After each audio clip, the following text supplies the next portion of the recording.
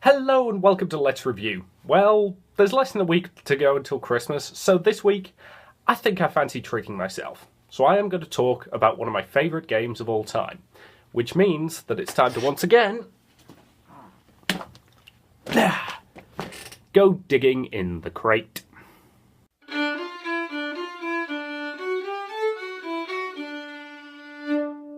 But what game am I talking about?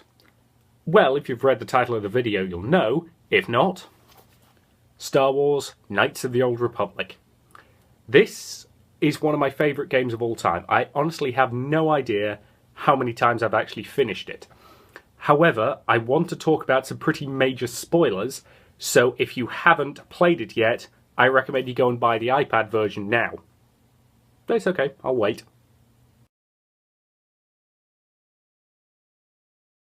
So, now you've done that, we can talk about the plot. Set several thousand years before the films, KOTOR follows the crew of the Ebon Hawk as they struggle to prevent the galaxy from being conquered by the evil Darth Malak.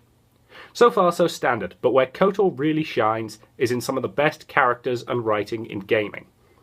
It also has one of the best twists I have ever seen, certainly on par with the famous "Would you kindly" reveal from BioShock.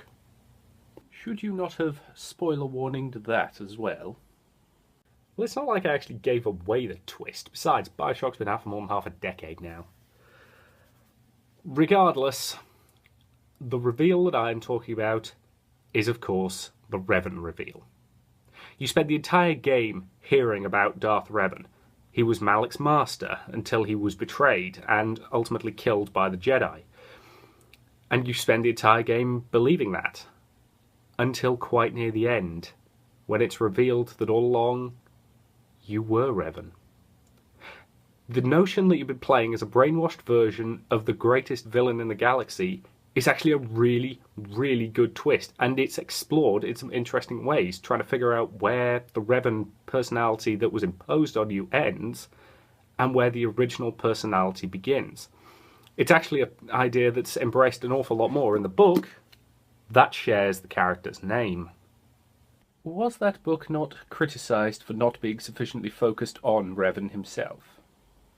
Well, okay, I'll admit he's only in about a third of it, but it still has one of my favourite moments for the character. Just then, Revan emerged from the cell. He had pulled the hood of his grey Jedi robe up to cover his head, and he wore the red and grey mask hiding his face.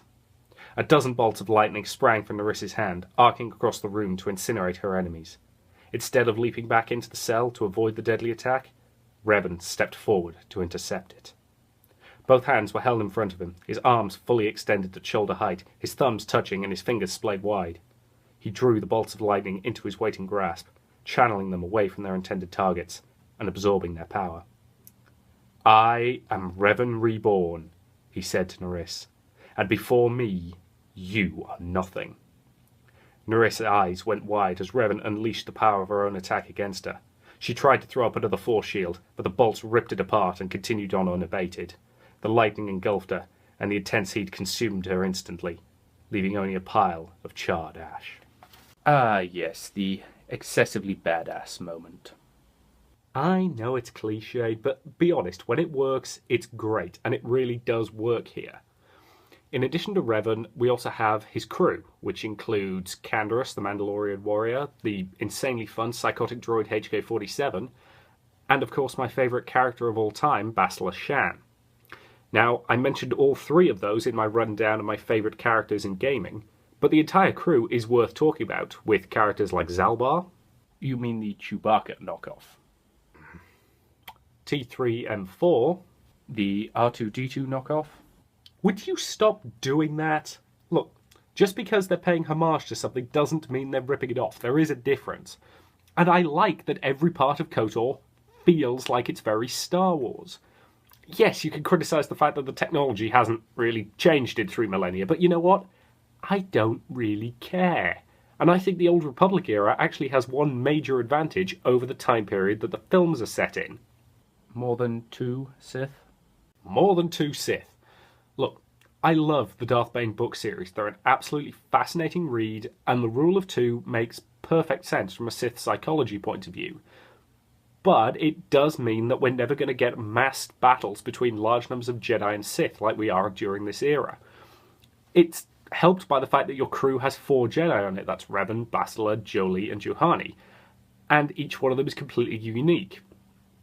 As such, you need a decent number of bad guys for them to fight, from the legions of unnamed Sith goons, right the way through Darth Bandon and, of course, Darth Malak. Ultimately, there is a damn good reason why Knights of the Old Republic is my favourite Star Wars game. The fact that you have not yet played TIE Fighter?